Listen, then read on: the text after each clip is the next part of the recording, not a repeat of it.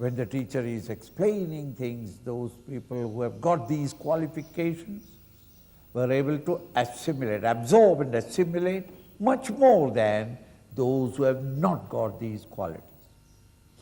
Teacher remaining the same, the student's ability to absorb things are changing or are different from individual to individual.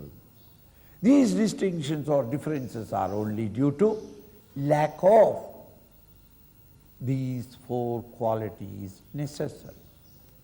Same thing as the reception of your receiving set in a radio receiving set would depend upon how you tune up the machine. The broadcast is the same to everyone. But if your receiving set is not giving you the satisfaction, it is not because the broadcast is wrong, but your equipment, receiving equipment, is not tuned up well. In the same way, the teacher gives the knowledge, the Upanishad gives the same information to everyone. But how much we are able to absorb them will depend upon the quality and condition of our mind. Vivek, Vairagya, Shat, Sampatti, Moksha, these four qualifications are with you. You are best suited to absorb the message of the Upanishads. So that he was defining, Viveka and Vairagya has been defined, and he continues, Brahma Satyam. Brahma Satyam Jagan Mithyeti Evam Rupo Vinishchayaha Soyam Nitya Nitya Vastu Viveka Samudahritaha. Earlier we said that when Viveka means Nitya, Anitya, Vastu, Viveka. The discrimination, the ability to discriminate and understand that which constitutes the realm of matter, the realm of change, the world conditioned by time, and that which goes beyond time, which is permanent, changeless, immutable. This ability to distinguish them is called Vivek. Now it's more clearly and more directly expounded. Brahma Satyam Jagan Mithya. Brahman, the reality, the truth, the consciousness in us, that because of which we are able to experience everything, is Satyam. Satyam meaning that which remains the same in the past, present and future is called Satyam. Truth. This word is used in all religions of the world.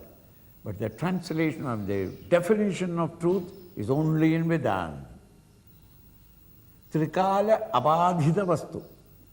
That which is permanent and same, not contradicted in the three periods of time, the past, the present and the future, is Satyam. So the waves are asatya because they rise and they fall and die away. But the ocean, relatively, is Satya, permanent. The ocean was, is and shall ever be. The waves were there, but it is no more next moment. So Satyam, Brahman is the Satya. The Brahman, this higher state of consciousness is the permanent, changeless, immutable substratum upon which the Einsteinian world of time and space, the flux is playing about. Brahma Satyam, Jagan Mithya. If Brahman is Satyam, that which remains all the three periods of time, the Jagat, the world of plurality that you are seeing, which is constantly in a state of change, is Mithya. Mithya, false. Now when you say false, don't say that the world is false. This is what we did in India. The hasty teachers emphasize that the world is mithya, world is mithya.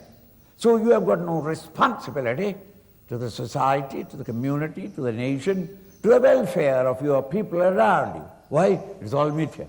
So that when foreigners came to rule over or to conquer the country, people sat down because their philosophy said, what? This war is also mithya.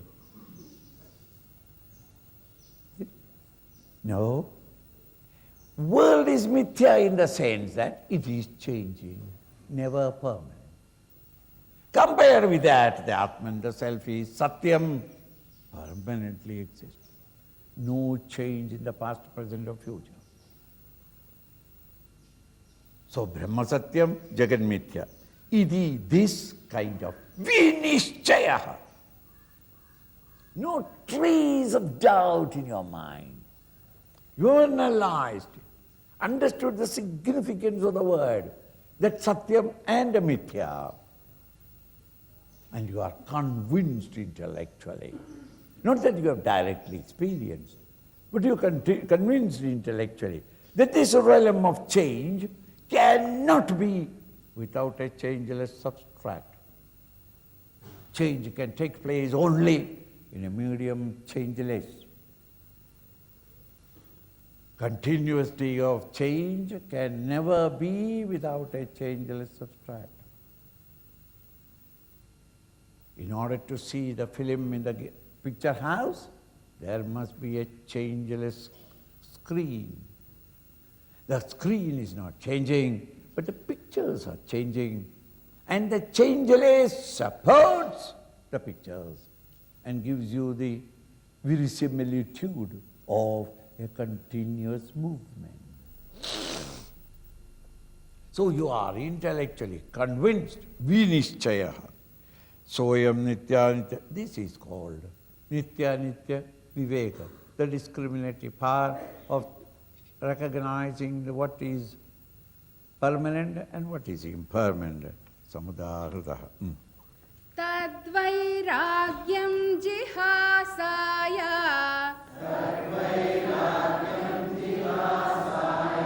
darshana shravanadibhihi dehadi brahma paryante yanitye bhogavastuni. Now vairagya. Vivek was explained. Discrimination. What do you mean by vairagya? Vairagya? Renunciation. Rejection.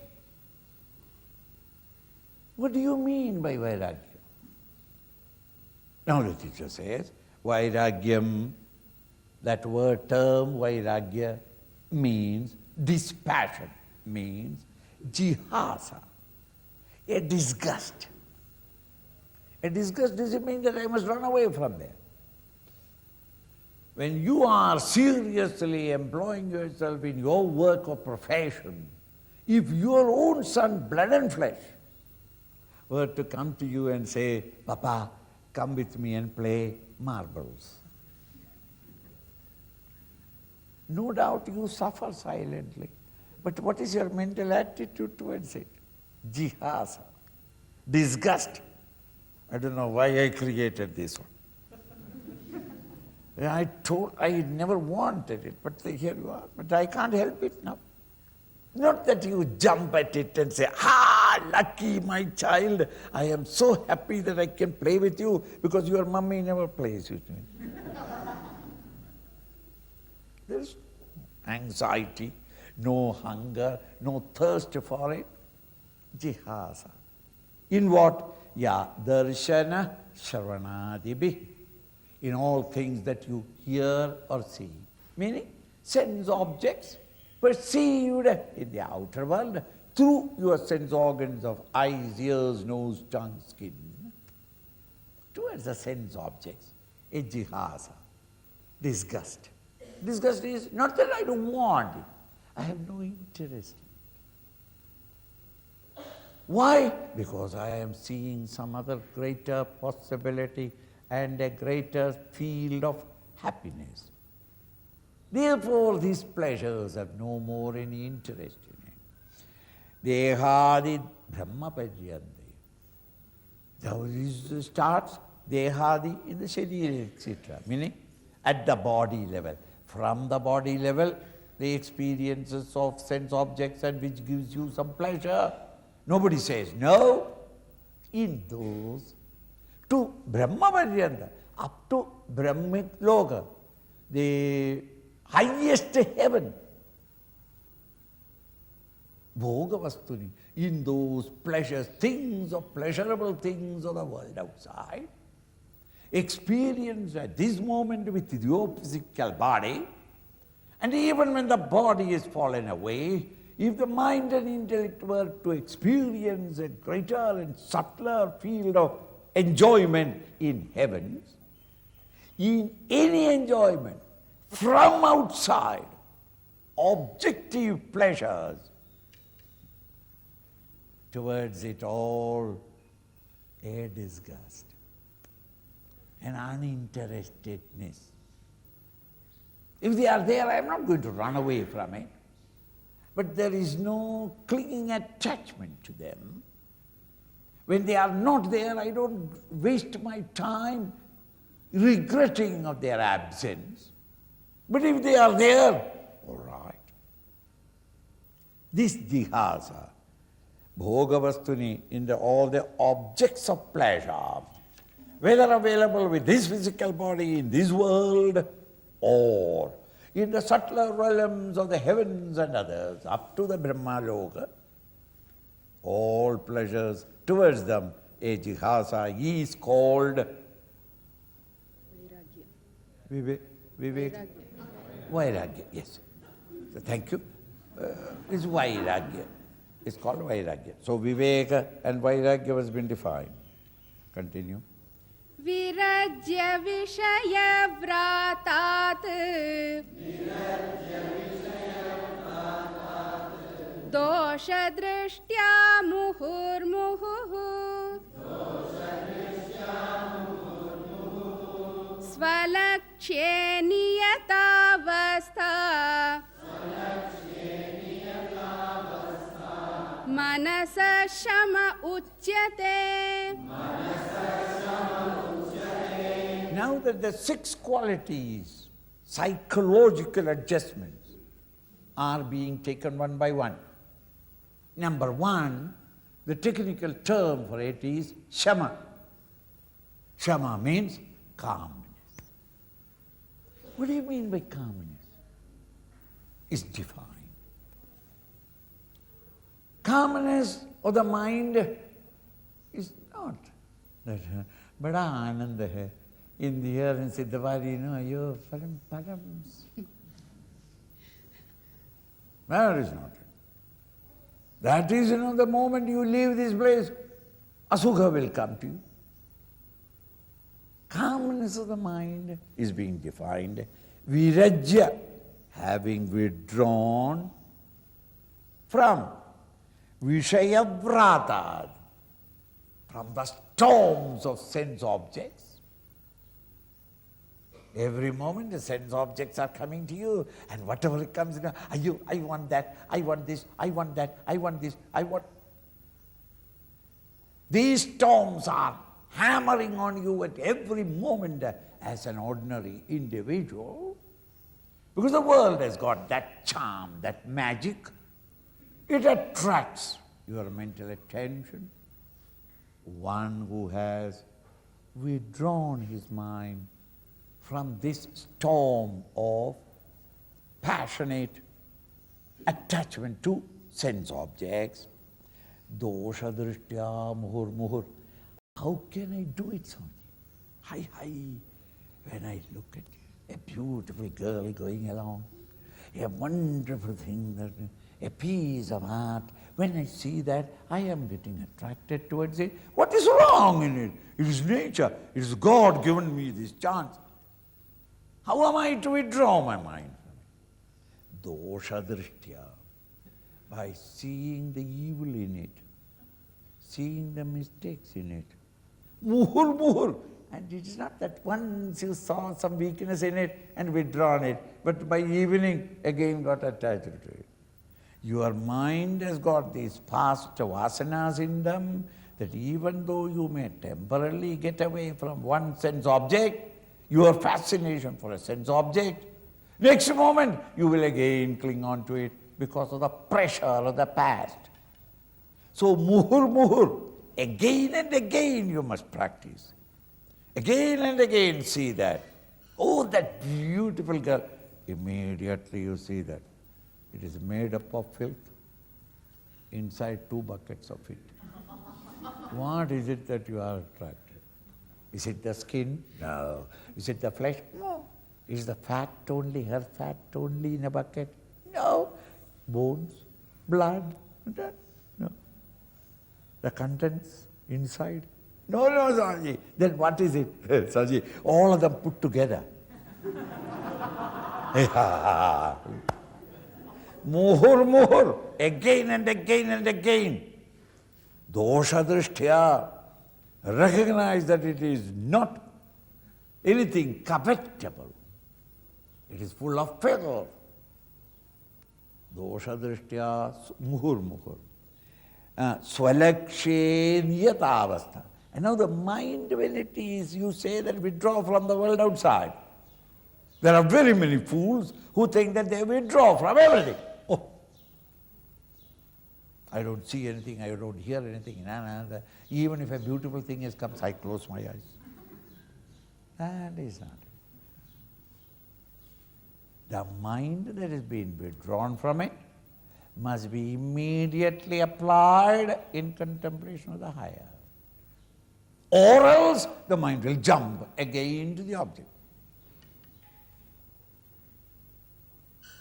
You have to immediately apply the mind. Mind cannot remain without work. So when you withdraw from its usual fields of sense objects and the world of plurality, you must immediately give the mind an alternative work to employ itself.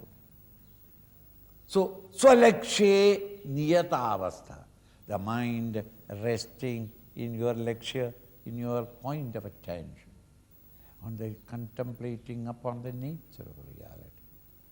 Withdrawn from the storms of sense pleasures, and that calmed mind resting calmly, quietly at the contemplation of the higher.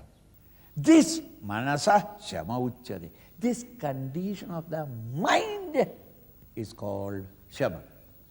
So manasa shama uchyate. Underline manasa.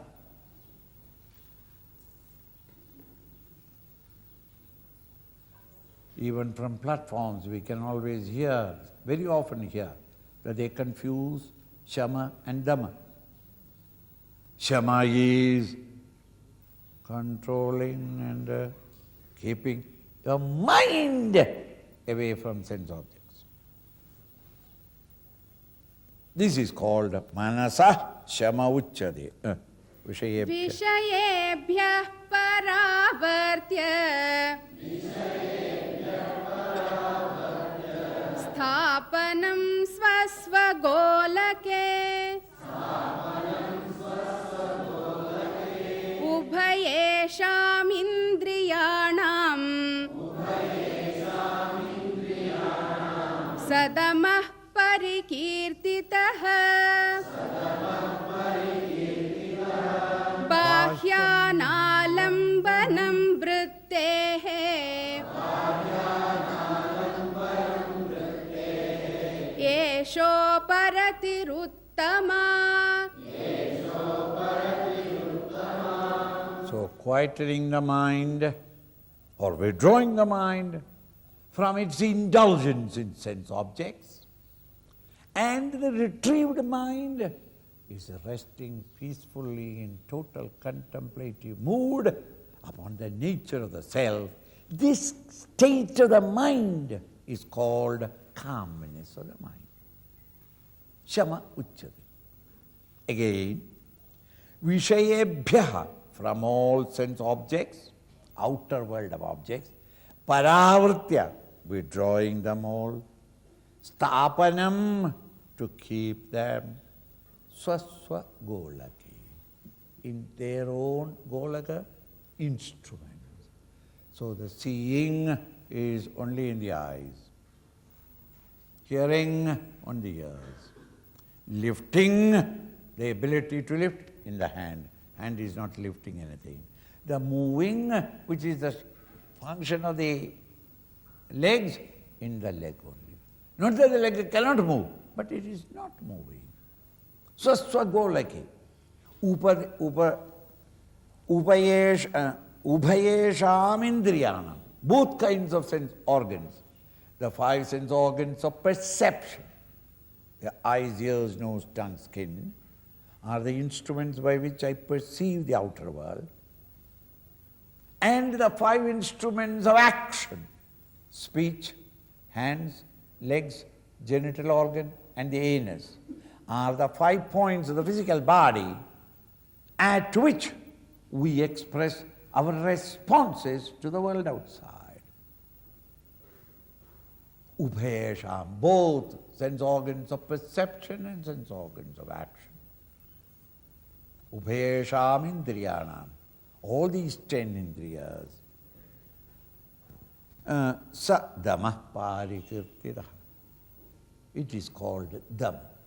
So dhamma is not allowing the outer world of objects to peep into your mind. It's called a shama. And dhamma is your mind is no more running out through the sense organs. When your mind is elsewhere, even though your eyes are open, you don't see things. When your mind is thinking of your children at home whom you have left there, you don't hear what the poor Swami is talking.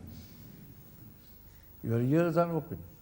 The sound is banging on your tympanium, but you didn't hear it.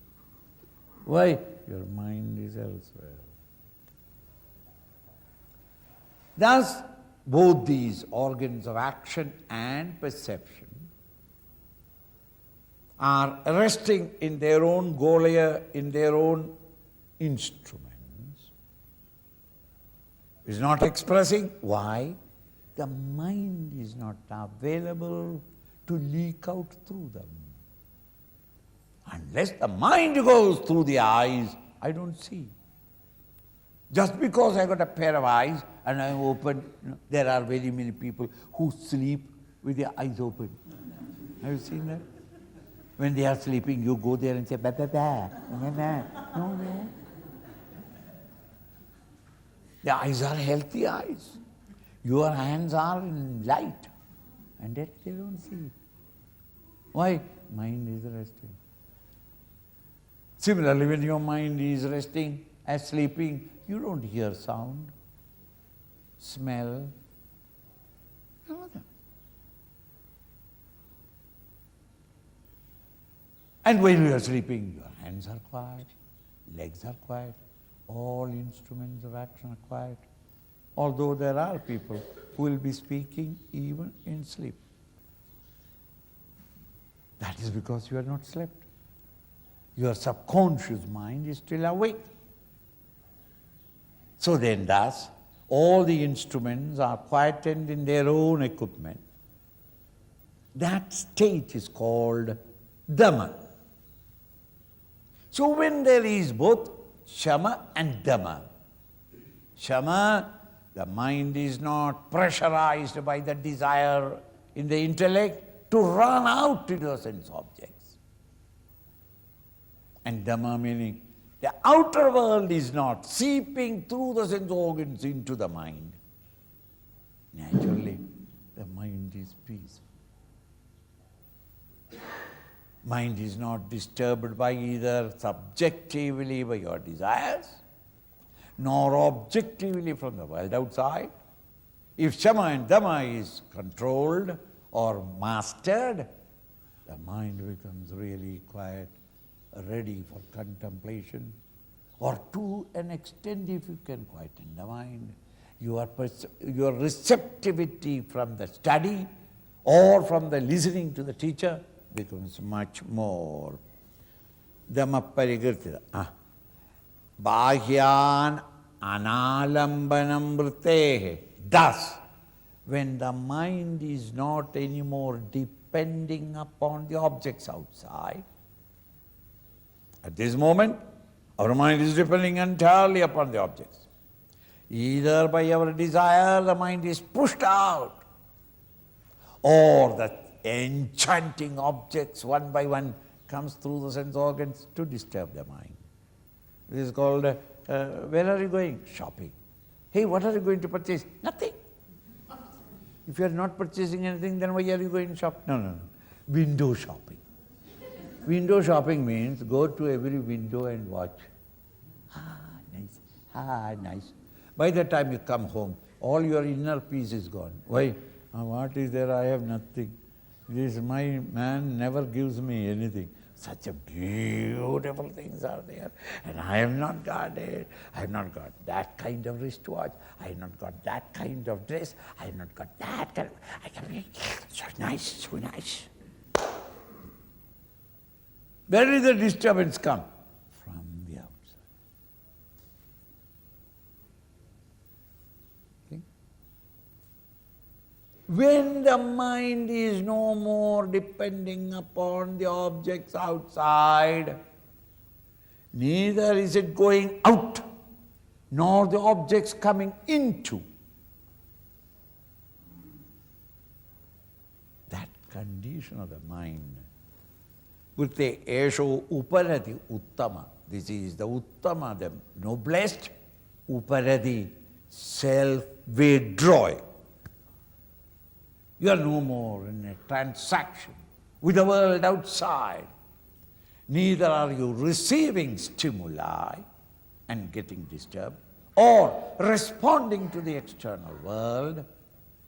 You are in inner peace and calm. And such a quiet mind is the instrument, is the vehicle to contemplate and reach out the higher. It's called, therefore, of the 6 qualities necessary, Shama of the mind, Dhamma of the sense organs, Uparati, when Shama and Dhamma is practiced, the mind is no more depending upon the outer world. It is readily available for contemplation. It is withdrawn from outside. Uparati is the uttama, the best kind of uparati. There can be uparati, because kal se yahan aa gaya to marunga. Then you don't go there. Why? Uparam. That is not uparam, because I'm afraid if I go there, they will kick me. That's not it. The mind is not running. That condition of the mind is called uparati. Sahanam. Sahanam sarva dukkhanam. Sahanam sarva dukkhanam. Apratikara purvakam. Apratikara purvakam. Chinta vilaparahitam. Chinta vilaparahitam. Satitiksha nigadyate. Satitiksha nigadyate. So, what are said? Shama, Dhamma, Uparati. 3 over here. Now the 4th is Titiksha, forbearance. Forbearance, an ability to suffer silently the little pinpricks of life. Some people have not got it. They go on complaining. What's the wrong? A housefly. One housefly. It disturbs me. little. Too hot. So whatever that you have got in your hand, maybe a kerchief. By kerchief, nothing you get. An ability to suffer silently the little pinpricks of it. If you start complaining for everything, where is the time for your mind to reach out to the higher? Serious study. No time. Because you are complaining this, and then you are complaining that. The chair is not right. One more cushion. It is too high, it's too low. It goes on. Throughout the day, you are only adjusting the world around you. There is no time to sit there and do something. So then it's very careful, how beautifully they have analyzed the psychological misbehavior of human beings. Sahanam sarva dukkhana. To suffer all sorrows in your life. And don't say that you have got there is anybody in this world who has no sorrow. Everybody has got sorrow. In order to enjoy sorrow, now and then they give you a little happiness. Like chutney. A little happiness. Then sorrow starts. Sorrow is the main diet.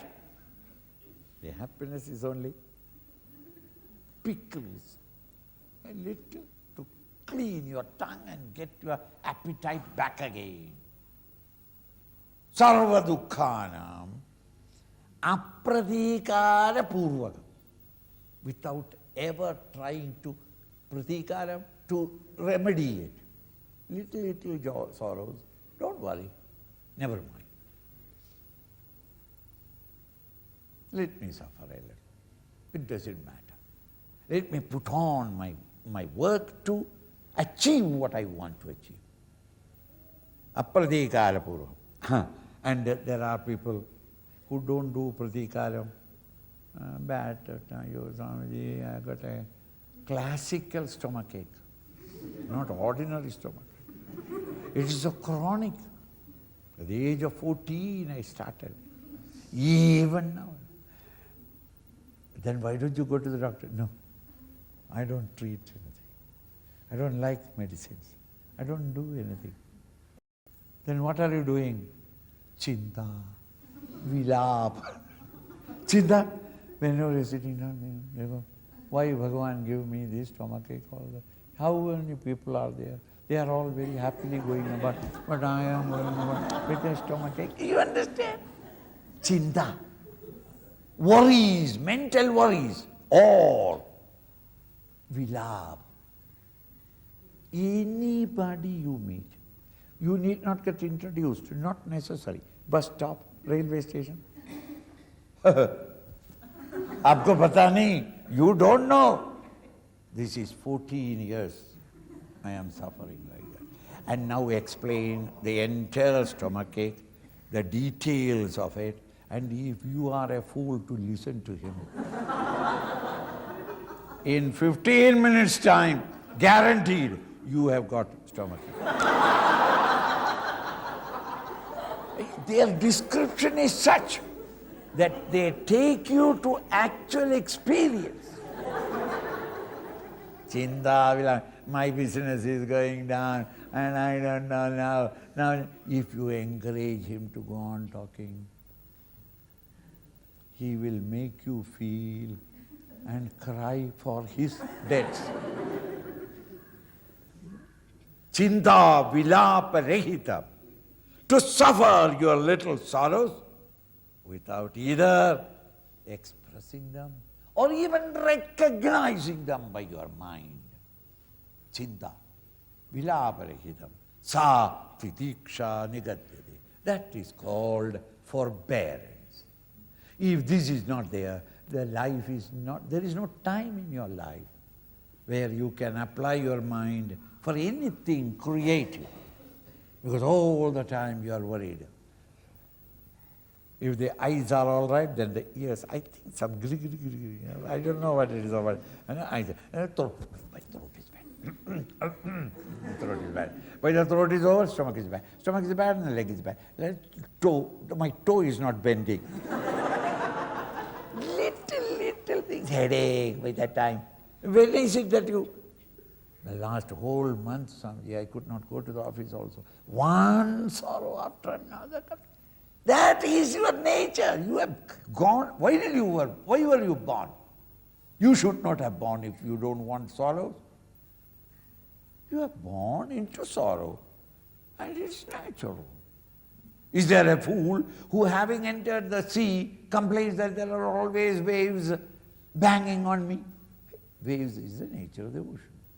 I don't like waves. Then go, get into your bathtub.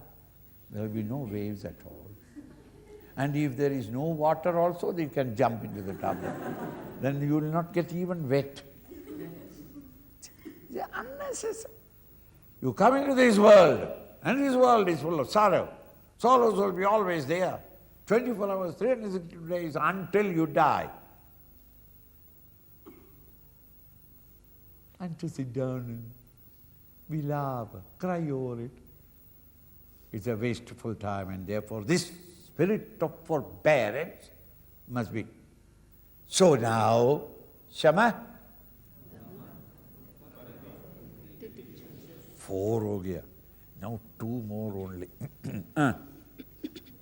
Shastrasya guruvakyasya Shastrasya guruvakyasya Satya buddhyavadharana Satya buddhyavadharana Sa shraddha kathita sadbhihi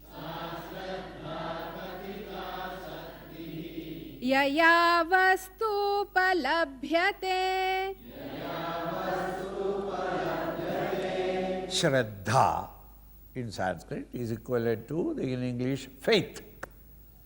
Belief, faith.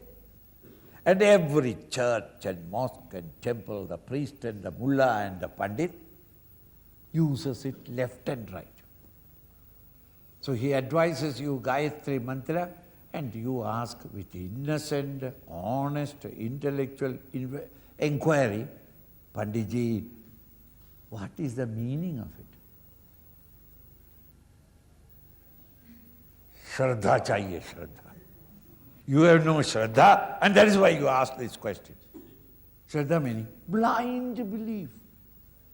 You give you the mantra, you have to just chant it. What is the meaning? It's none of your business to ask. Why? I don't know. No, that is not Shraddha. Blind belief is not Shraddha. Shastrasya, what is declared in the scriptures? Guru Vakyasya, whatever the Guru has declared to you, advised you. Satya Buddhi Avadharana. To think over it and understand its deep significance and absorb it into your understanding. Sa Shraddha. That is called a Shraddha. A special power in the human intellect to educate itself. Carefully. Shraddha is a power that human intellect has in study or listening to the teacher. Cogitate in your own mind and understand the deep significance of what you have studied or what you have heard, and absorb it in your own intellect permanently, coloring yourself with the new ideas and values that you have accepted, convincingly accepted. This ability to move ahead in our present knowledge to new bits of knowledges,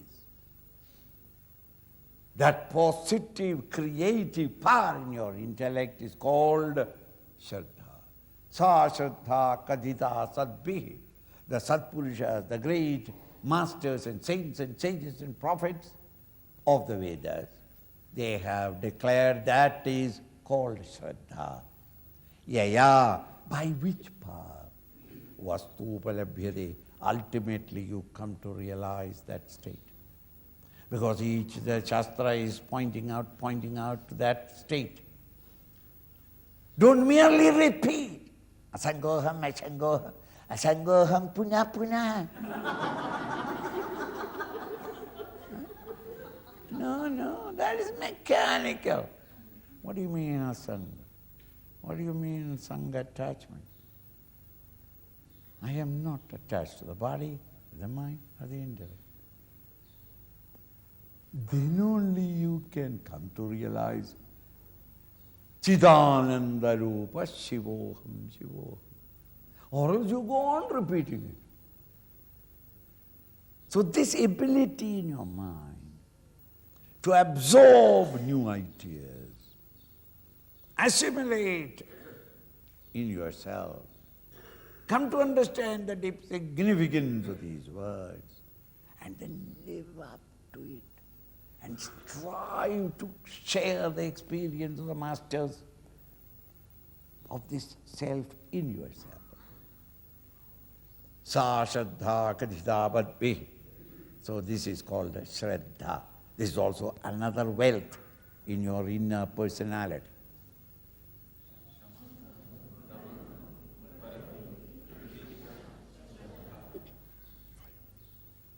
Now the last one.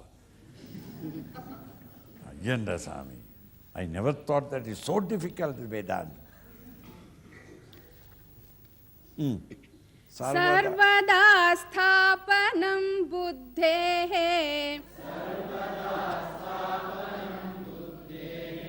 शुद्धे ब्रह्मणि सर्वथा तत्समाधानमित्युक्तम्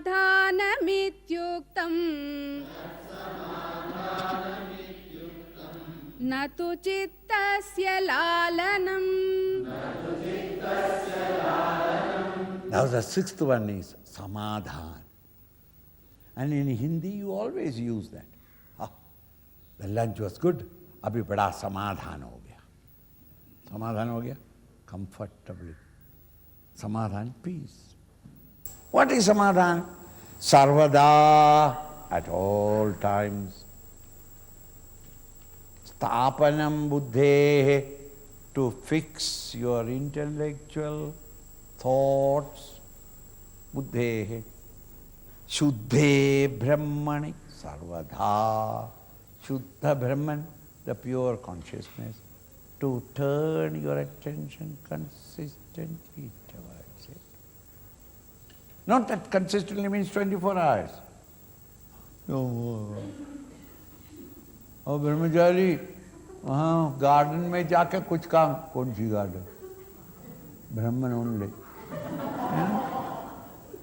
That is the brahmachari who immediately goes with one-way traffic, one-way railway fare home.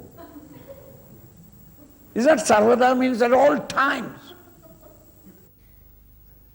While you are sitting for meditation, try to bring exclusively the entire thoughts in continuous contemplation upon the nature of the reality. Tat samadhana. That stage of the mind is so peacefully resting only in the contemplation of the higher. That is called samadhana. Natu chittasya lalanam. You and I get samadhan when you have got a desire and then you go out and sweat and toil and fight with others and destroy others and then get your desire fulfilled. You say, bada samadhan ho gaya. Very, very peaceful I am. No, that is not it. When you are very thirsty, you got a glass of water. Samadhan, yes, it's a great satisfaction. That is not what you mean. But when you are able to consistently maintain the mind in the exclusive contemplation upon the nature of the reality, all dissimilar thought currents regarding the world of objects, emotions and thoughts and the usual worldly things are all blocked away. That state of mind is called samadhan. Therefore,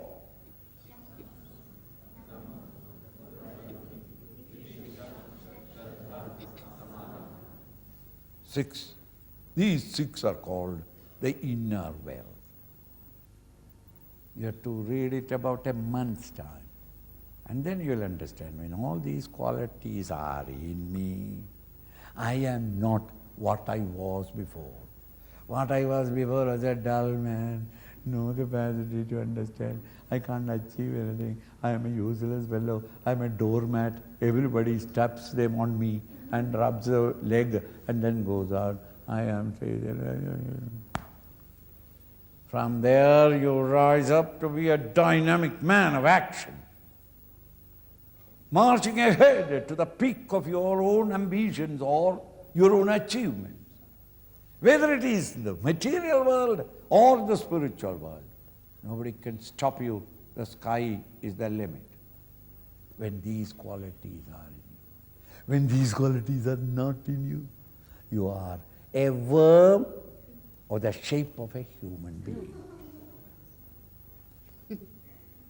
No use. Now you can breed, eat and spoil good food and manufacture fecal matter. This is all that you can do. Waste national wealth, national food stock, nothing produced from you. These are the qualities that a student must cultivate. Whether you are wanting to achieve in the material world, in the material education, or in the spiritual path. Continue.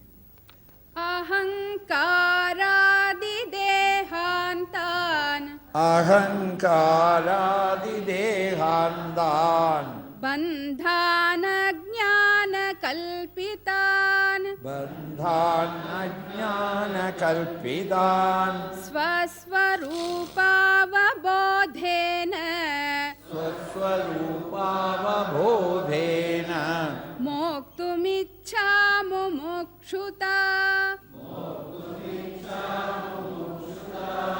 You might forget, but Shankara never forgets what he has said earlier. The 4 qualifications are necessary. Vivek, Shatsambhati, Mumukshat, of which Viveka and Vairagya explain. All the 6 qualities have been explained. 6 qualities were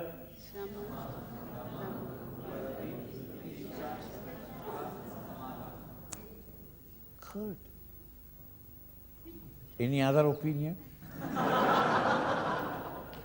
6 qualities. And now, what is mumukshuta? Burning aspiration to realize the highest. You are impatient. You don't want to live in this even for a moment. As impatient as you would be when your clothes catch fire.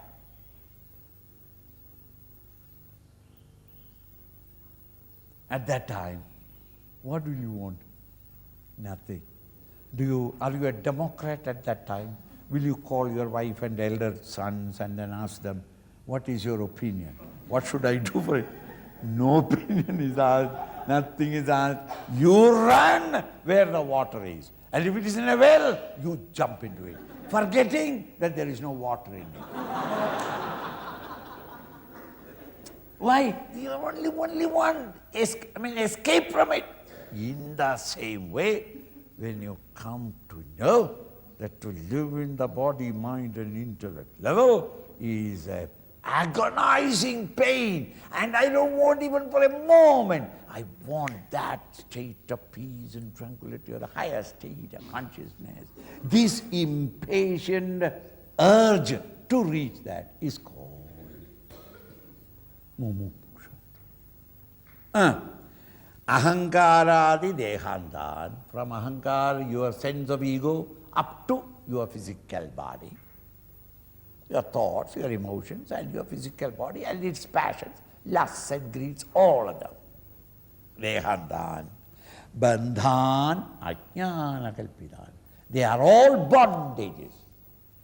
They are all shackles upon your freedom, upon your true divine nature. And it is created by ajnana. the non-apprehension of your true nature. Just as in the non-apprehension of the rope, you recognize the snake, and the snake gives you sorrow, pain, fear. In the same way, by not realizing my true nature as the self, the divine, I misunderstand myself to be the body, mind, and intellect, and identified with it becomes Mr. Ego. The physical, the psychological, and the intellectual limited entity, individual. And thereafterwards I start panting to get some happiness through BMI from the world of OET. This is our autobiography now. From this condition, muktumicha, the great desire to liberate yourself from these entanglements with matter, that icha is called mumukshuta, is called mumuksha. These are the qualifications. When the teacher advises these qualifications, it doesn't mean that you have to have these qualifications to start the study of the Vedanta. In that case, none of us can study. It's not that way. It's the other way around, that you start studies. But if you are feeling that it's not satisfactory, I'm not progressing well, I am not able to understand properly, it's only because not the Shastra is wrong, not the poor guru is useless, but some adjustments in you to be made. What are the adjustments? The four things.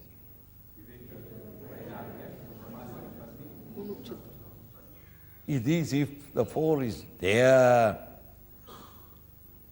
not even God can stop you from realizing the truth.